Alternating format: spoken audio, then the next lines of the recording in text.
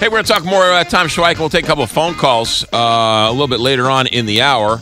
And then don't forget, tomorrow is his funeral at 10 o'clock. Senator Danforth will be giving the eulogy, and we'll do everything we can to bring that to you live tomorrow here on the Big 550 KTRS. Tim Logan was here in St. Louis, worked for the St. Louis Post-Dispatch.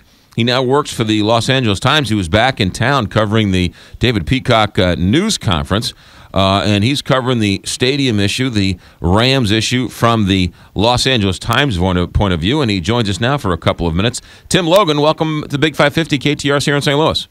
Hey, thanks for having me, McGraw. You got it. We should also say that we'd like to welcome in the audience, the TV audience from WB 11.2, that's channel 187 on your Charter system. Also 11.2 if you have an HD antenna. We are also, Tim, you're also broadcasting live on stltoday.com. Go to the opinion tab page. We're broadcasting there as well. Tim, how long have you been in Los Angeles? About a year. Okay. A year now. So you were here for a long time, right? Yeah, I was at the Post-Dispatch for more than 7 years. Yeah, okay. Economic development and things like that. And we can badmouth David Hunn later when we have more time. Yeah. So where are we now? I know this is sort of a huge question. Let's sort of break down where we are in Los Angeles, and let's first start with Englewood. What other hurdles have to be passed before they can actually start breaking ground on that stadium? Well, from a local perspective, I mean, Englewood is out in front. That stadium plan, they got all their city approvals were passed last week by the Englewood City Council. It's still possible. There's about 3 weeks left on a clock where people in Englewood could call for a referendum, could file a referendum to call for a public vote on the matter, but there's been no talk of that yet. Otherwise, I mean, certainly a lawsuit could come out of the woodwork, but again, the opposition so far to this has been fairly quiet, and so really, from a local perspective, they're set to go now on that stadium proposal. It's more a matter of the NFL and Stan Kroenke and all of that. They've said they're going to break ground whether or not a team has committed to that football stadium or not. That is what they have said. Just leave it at that for now. Okay, fair enough. The council voted 5-0, and it seemed like there were a lot of Rams fans there cheering for this vote. So it doesn't seem like there's a lot of opposition to this stadium. There isn't really. There's a little bit of local opposition, mostly about the speed of the process. It was, by California standards, this was shockingly fast. I think the big development out here normally takes years and years of environmental studies and litigation and this and that and the other thing. And this project was unveiled publicly on January 5th and was approved by a local city council on February, I believe it was 22nd. That's lightning speed out here. So there were some people who said, you know what, let's hit the brakes and have a little better understanding of what we're getting ourselves into. But frankly, they were drowned out by people in Englewood who want something good to happen for Englewood, and then, by a lot of people who would love to see football back in Southern California. Yeah. Does this stadium make financial sense? Well, that depends on who you're asking. Unlike a lot of stadiums, including the proposal in St. Louis, there is no upfront public tax money on this deal, which is a cute way of upfront public tax money. Kroenke and his partners out here stand to recoup, by some estimates, north of $200 million on the back end of the deal for money that they spent on streets and sewers in the development. But up front, there's no public money, which is pretty unusual. So in that sense, it's Stan Kroenke's money to do with what he will. Then the question is, how do you make money if you're Stan Kroenke on what would I believe be the most expensive stadium in the history of the United States at $1.86 billion? And the trick to that is to do more with it than just host a football team, and then to make it the anchor of a larger real estate development that he owns a piece of. I mean, this is in the middle of a 240-acre site that is going to be a shopping plaza, an office complex, and 2,500 homes. It's a pretty big piece of ground. I'm trying to think of a comparable project in St. Louis in terms of size. It's something about the size of North Park up in North St. Louis County. So it's a pretty major project that he's buying into, and the stadium is an anchor to that, and they think they can do more with a football stadium and an NFL team playing there than they could without it from a real estate perspective. even though a football team is only going to play there 10 times, you throw a couple of soccer games in there, maybe you get a secondary team, you're only talking, maybe 30 dates at most.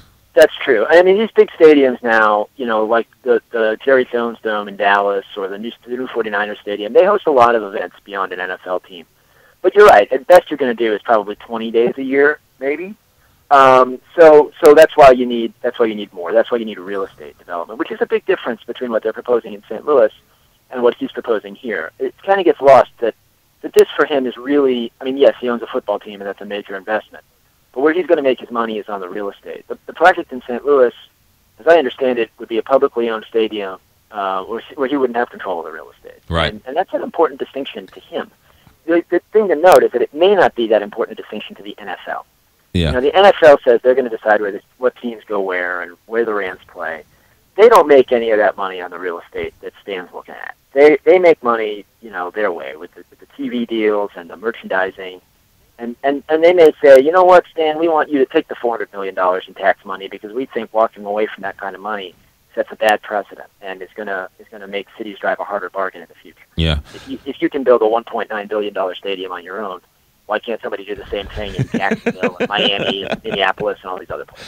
So how much of the conversation in Los Angeles, Tim Logan, who used to work for STLtoday.com, now works for the Los Angeles Times, how much of the conversation in Southern California about this deals with seat license? If you charge $50,000 80,000 times, or some numbers like that, you reach $2 billion pretty closely. He could build this whole stadium just off seat licenses alone.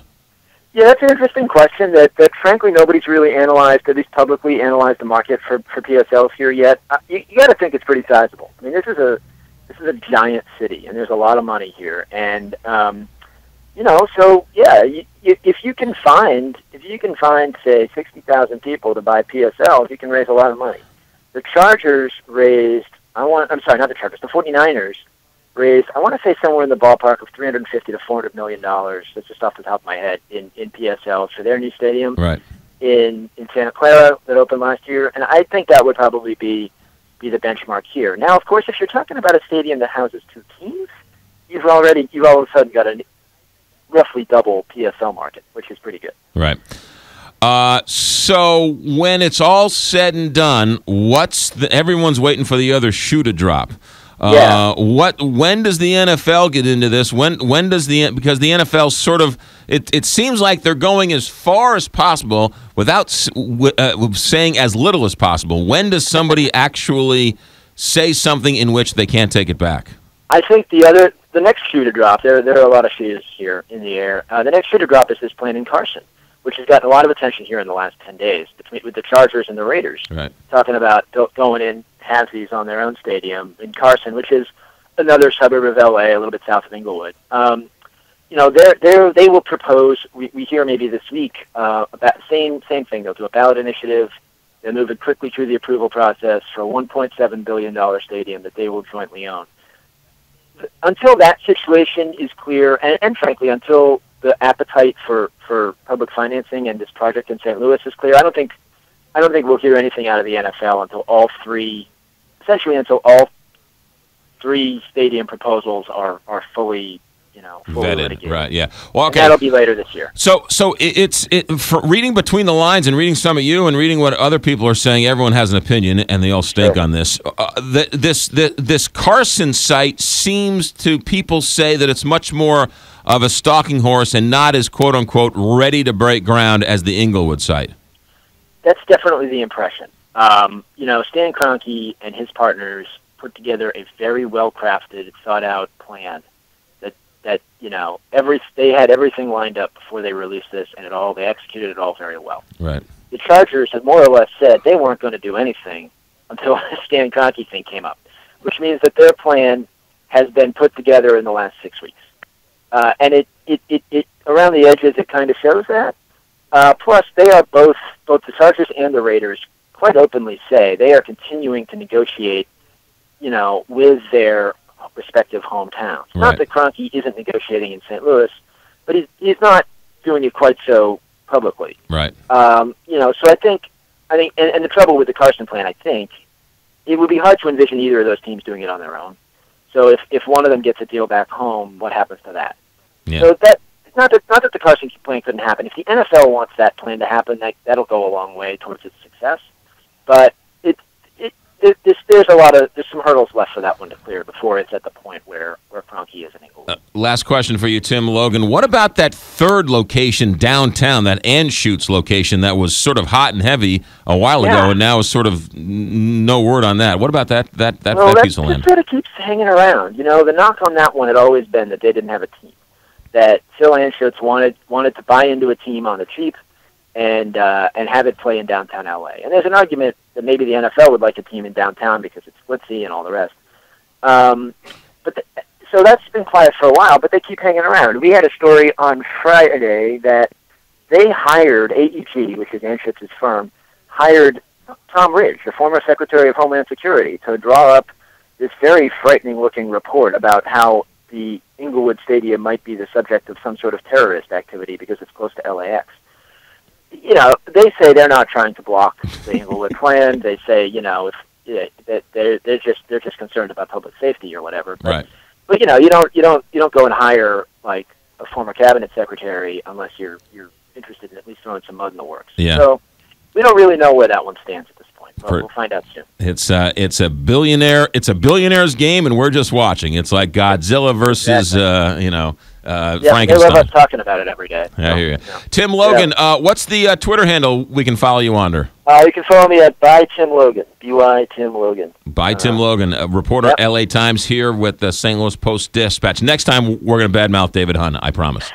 Please do. Thanks a lot. Tim Logan with us. Thanks for checking in here. It's 9:21 here, Big 550, KT.